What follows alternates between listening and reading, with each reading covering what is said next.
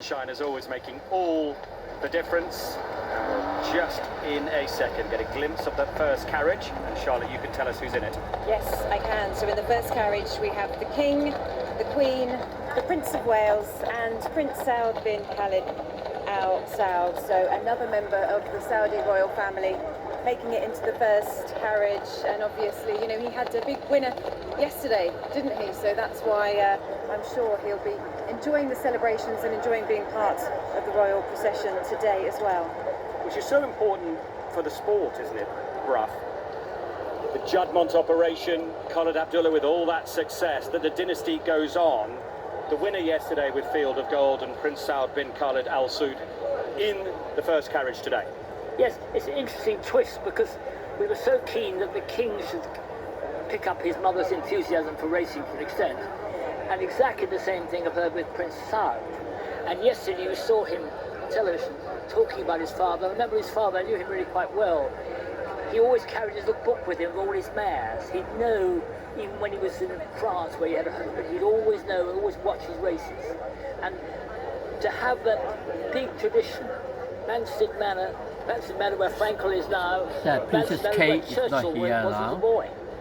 We talked about bright colours yesterday. That's a stunning green. I was going to say, look at that colour, and it's a really interesting choice, I think, because that's a bright green, isn't it, that we see Queen Camilla wearing there. And often, as we saw yesterday, she tends to go for the paler colours. Yesterday she wore a pale green dress coat by Dior with a feather hat by Philip Tracy, but very much making a statement today with the green standing out. And this is something that the late Queen always used to do, because it means you can be seen by the crowds, all those people wanting to catch a glimpse, and they will be able to see her, won't they, shining forth from the carriage with that beautiful green dress. Away from the Queen, and we'll be in amongst the crowd. Luke is out there for us very shortly. School kids here again to cheer as we move to carriage 2. And in the second carriage we have the Duke of Gloucester, the Duchess of Gloucester, the Earl of Halifax and the Countess of Halifax. Now the Duke and Duchess of Gloucester are both full-time working members of the royal family. We saw them as well at the Trooping the Colour at the weekend. The Duchess of Gloucester, a Royal Lady of the Garter last year. That was the honour she was given, and it's her birthday tomorrow. She's going to be 79, so this is an early birthday treat for her. And the Earl and Countess of Halifax are close family friends of Queen Camilla. The Countess of Halifax was Queen Camilla's sister-in-law, and they have the Garraby estate. The King and Queen have both spent time there over the years. Yeah, the Earl of Halifax, a former chairman of York Racecourse, making his way up this famous straight mile. Charlotte, should we go to carriage 3? In carriage 3 we have Mr. William Boyd, Mrs. William Boyd, Mr. Justin Rose and Mrs. Justin Rose. Now here we see another best-selling author. We had one yesterday, didn't we, in the carriage procession. So his book Restless has been chosen by the Queen for her Reading Room Book Club. He'll be accompanying the Queen there today to sign books for charity, for the homeless charity St Mungo. And of course Mr. Justin Rose, the professional golfer. It was a tense finish, wasn't there? Oh, he nearly won the Masters. This year in the Masters. He'd have been the most unpopular man if he'd beaten Rory McIlroy that day. I think even he felt that, Justin, and he was so gracious, Charlotte. He was very gracious afterwards. in defeat, wasn't They're he? good mates, basically. Good for him. And do you know, he plays with a number 99 golf ball as a nod to his wife, because number 9 is her favourite number. We might ask them about that later on. He likes his racing, Justin. I don't think he liked Oakmont much, the US Open. We'll hopefully have a chat with him later. Really good to see him here, representing sport, really.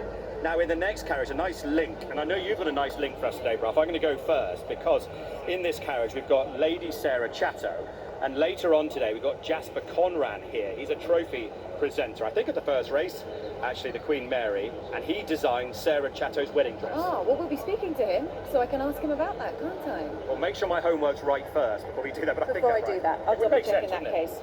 So Lady Sarah Chatto is Princess Margaret's daughter, a first cousin of the King, and she frequently attends events here. And Mr. Robert Harris and his wife, and he is another well-known best-selling author. He is known for Conclave, but it's his book Archangel that the Queen chose, and it's lovely actually, isn't it? She gets to champion her charity in this way, and I think just breathe a bit of new life into the royal procession as well. We were talking about the choice of the people that are included, didn't we? And it's lovely to see authors, professional golfer, wiping it out to different people.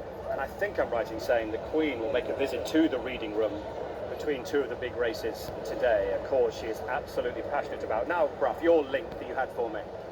Well, no, that was when the Christopher Soames, Rupert Soames, was going to be in the carriage, in the first carriage. He's not now, so I was really going to link it that Still work. Winston Churchill's home when he was a boy, he used to ride across the course to Newmarket and watch his father's Oaks winner work on the gallops. And that place, his home then, Banstead Manor, is now the centre of the Juddmonte Empire, and it's where Frankel lives. So there you are. Some people don't know that. They do now. Banstead Manor, one very special place. Luke, what's it like out and about down there today? It is absolutely crazy. Ascot do so many things right, but interacting with the local communities, 9 different schools here, and that is the King and Queen. Give it a cheer!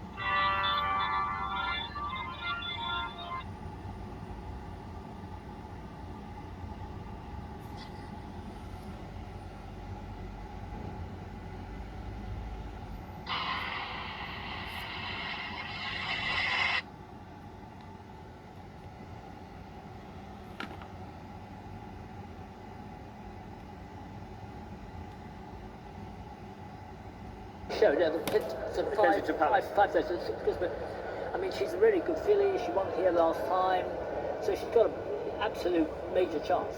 And trouble is, so did reaching high. So, as we saw yesterday, which is so beautiful about this game, it doesn't always work out the way it's supposed to. I know, Ruby analysed that with the highs and lows, the good luck, the bad luck. Had reaching high at a very big price, Charlotte. It was extremely painful to watch. And we know how much actually it means to the royal couple to have winners here, you know. We saw with Desert Hero, didn't we? Tears in their eyes. Queen Camilla has talked about the excitement of winning. She says it's the most exciting thing in the world. So we know that actually it's great that they've inherited that passion of racing that the late Queen had as well as their horses too, and just how much it means to them because of that family tradition. I wonder if we'll get 3 cheers today. We had a very early 3 cheers. I don't remember one of them on a Tuesday. We had one yesterday, and I remember the King's first Royal Ascot. It was the 3 cheers that really broke the ice. He looked a bit anxious beforehand. 3 cheers and real acceptance, and then he was smiling, and the whole thing seemed to change. And now the people in the paddock will get their first view of the royal procession.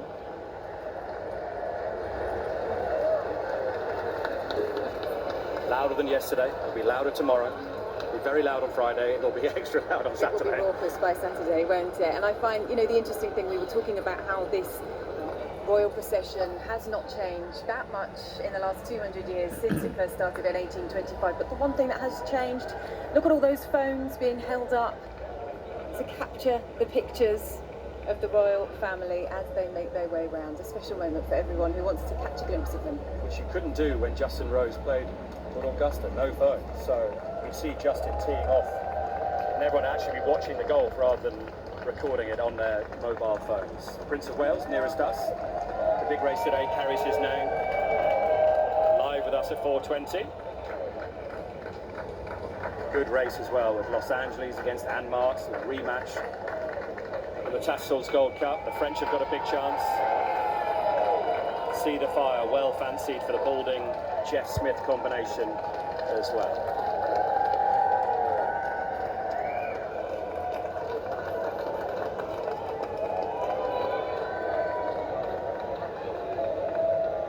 It's such a British scene. Justin Rose come past us with an enormous smile on his face. Getting a good reception from the crowd there. So now is, as is tradition, Sir Francis Brooke, chairman of Ascot Racecourse and the King's representative, will meet His Majesty the King and Her Majesty the Queen, who will disembark from that first carriage. There is Sir Francis.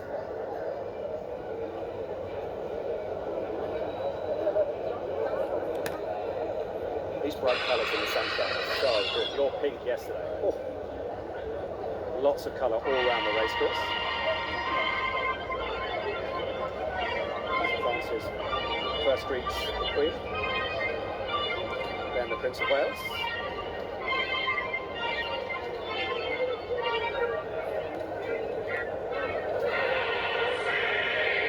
Then the King, and then he'll lead them across the reception line. Lady Selina Carter and Harry Morley will be in that line. Nearest us is Nick Smith, LVO these days. Racing and Public Affairs he's in charge of here. Travels the world attracting these foreign raiders.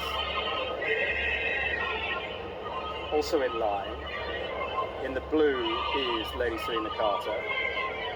And in the cream, I think is the right way to describe it, is Lisa Perrin, a non-executive director here at Ascot. Also managing director of international production for ITV, so best behaviour team. Of course. Having a chat to the King. Next to Lisa is Ian McGregor, CBO, who's Ascot's chief financial officer. He'd have been pleased with that rising crowds yesterday. He joined Ascot as chief financial officer in 2014. And then Nick, basically in charge of the racing. He'd have been thrilled yesterday with how the love was shared. Everything from Rothman and Coolmore to the Scottish winner, the homebred, Jim Golding in his first winner at Royal Ascot. Paul Mulrennan being his second winner at Ascot, his first 15 years ago in 2010. So the carriages depart, the royal party is here. It means we're ready to go on day 2. Now the perfect time to get your ITV7 entry in, your chance to win £100,000 because the action begins when we come back.